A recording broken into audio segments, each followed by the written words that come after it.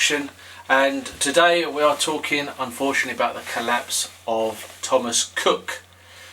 Now, Thomas Cook unfortunately went into liquidation at 2 AM on Monday morning after failed talks with investors and the government for a 200 million bailout.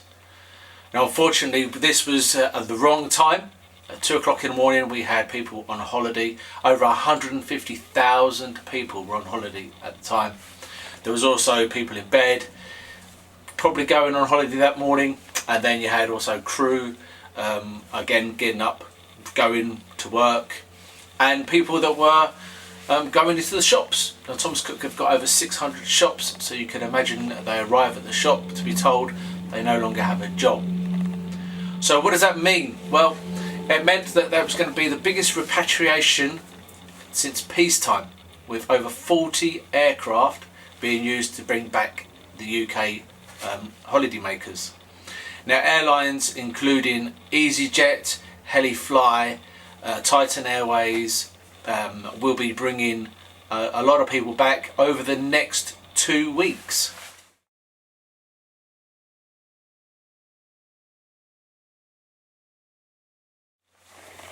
So Thomas Cook wasn't the only airline to have fortunately go into administration.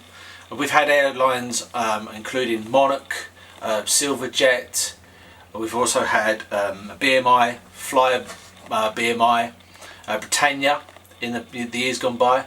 So unfortunately, Thomas Cook is one of many big airlines. Monarch was one of the biggest in the UK at the time, and Thomas Cook has been, well, 175 years I do believe it's been running. So what was the problem and where did it go wrong? Now, with the repatriation of holidaymakers, the Civil Aviation Authority will be coordinating the return. And if you go onto the Thomas Cook website, you'll notice it's completely grey, and this is because the Civil Aviation Authority have taken over, and in there you'll see a new website or a web link, some phone numbers, and if you are concerned, do give those a call or follow the online instructions. Please do comment and subscribe. So as I've stated, there's 150,000 stranded holidaymakers. But unfortunately, that's 21,000 jobs at stake at the present time globally, and 9,000 just in the UK. So that's a lot of people, unfortunately, will probably lose their jobs, and it's a sorry state of affairs to be in. Now, Thomas Cook did have a vast amount of aircraft. It had 34 aircraft in its fleet, including the A321 and the A320. It replaced the 757s and Boeing 767 many years ago, but also flies out of numerous locations, including Manchester, London Luton, Gatwick, Newcastle, Birmingham, Bristol. So as you can see, it did cover the UK quite widely. So let's look into the reason why it failed. Well, a lot of people are speculating it was down to Brexit. Well, unfortunately, Brexit had a very small part to play, really. It was other factors involved in the collapse of Thomas Cook. Unfortunately, they had a huge debt, which they got when they merged with My Travel. Now, the sum is estimated over £1 billion worth of debt. So there was no real chance that Thomas Cook was going to be able to squash that debt. They needed to invest massively in a fast-paced industry. It's forever changing, this industry. Look at how we shop now. Thomas Cook had over 600 shops in the street. So high streets, there was always a Thomas Cook somewhere. How many people nowadays actually go into a shop to buy something? Online shopping done by a third-party website. You've got Expedia, for example. You've got loads of different websites to book your holidays on. Nowadays, People don't book package holidays. What would they book? They'll book the flight separate, the hotel separate, the car hire separate. Nowadays some people don't even book hotels. They do Airbnb, which is a new phenomenon. You know, it's that wasn't around 5 years ago, and unfortunately Thomas Cook didn't get up to the times that it needed to. With that massive debt, they couldn't. There was no way for them to move forward. Unfortunately, that was the times. On top of that, you had the UK had some really good hot summers. People were staying in the UK. The pound was weakening. That didn't help. And of course, we did have the word of Brexit, which made people think, shall we go away on holiday? We need to save our money. That did not help the situation for Thomas Cook. Another factor you've got linked to is the poor management. Not obviously management at stores or management at low level, high management. Their decision to go and buy My Travel with that amount of debt. They were already on an uphill struggle. They gave themselves a payout of 50 million each. Why? If you knew you were in trouble, you wouldn't be doing that kind of thing. The people I feel sorry for are, one, the holiday makers that will get repatriated. It will take time, but they will come home. Well done to the Civil Aviation. They are, like I said, they are sending over 40 aircraft in the next 2 weeks.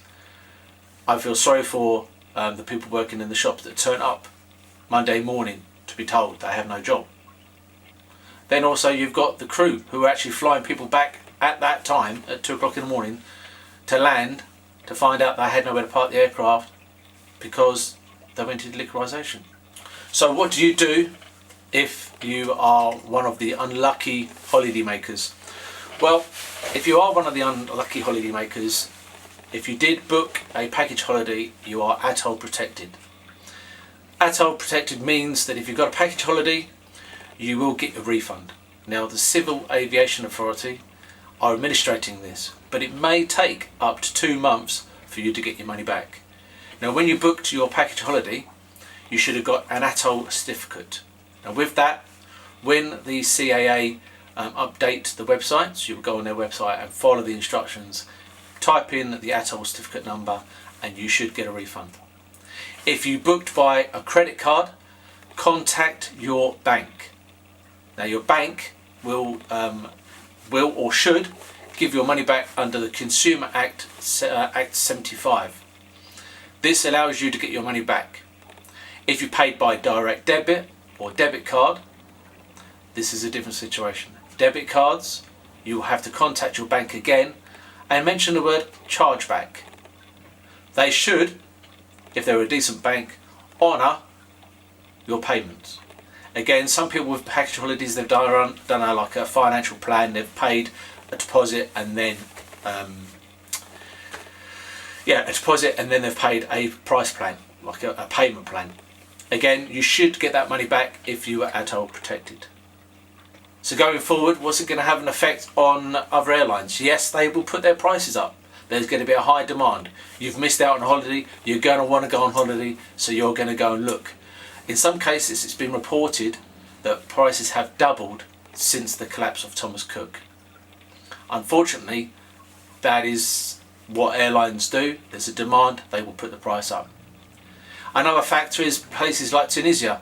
Thomas Cook jumped in to try and save the tourist industry in Tunisia. They solely went in there and they were putting a lot of holiday makers back into Tunisia. Tunisia tourists are now going to struggle because Thomas Cook was solely in there pushing for holiday makers. So it does have a wide effect on the whole holiday situation, unfortunately. Please do comment and subscribe. So the only advice I can give for yourselves would be, if you're ATOL protected, you are covered. It may take up to 2 months to get your money back. The CAA, or Civil Aviation Authority, are dealing with this at the present time. They're administrating it. If you paid by a credit card, contact your bank and mention Consumer Act 1975. If you paid by debit card, again contact your bank and mention the word chargeback. They should honour that payment. So, being in this hobby for many years, I've seen many airlines and travel groups disappear over the years. It is about time that the higher managements of these companies started to sit up and look at what their passengers really do want. Things have changed, and unfortunately Thomas Cook didn't change quick enough because the debt they acquired with MyTravel. Airlines and travel groups need to look at their passengers and ask them questions on a regular basis on what they want. If you don't ask them, they will use their feet and go elsewhere. They're not interested in going into a high street shop and looking through brochures and talking to some woman about their next holiday. They're not doing that anymore. They're going on third-party websites. They're booking package holidays elsewhere. You can go online, don't have to book a package holiday. Go online nowadays, using again a third-party website. You could book a flight separate, hotel separate, car hire. You don't need to go to a broker or a travel group. It can be done quite easily on your own. But for an airline or travel group to keep up, this is what you need to be offering. But you need to be offering at a price that people can afford and want to pay. And that is simple. I'm pretty upset that Thomas Cook went into legalisation at 2 AM Monday morning. A massive airline, been going for many years, but I don't think it's going to be the only one. I think there's going to be more to follow, unfortunately. Until next time, take care, see you soon.